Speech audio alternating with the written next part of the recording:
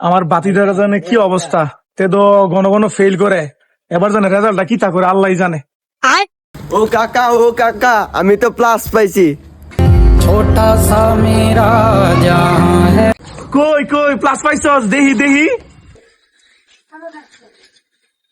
এই জন্য plus.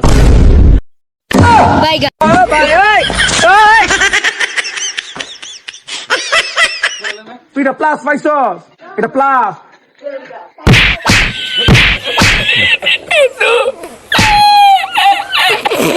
Good bye. বাতিজার ফুটে বেলা প্লাস পাইছে, এটা বেলা প্লাস।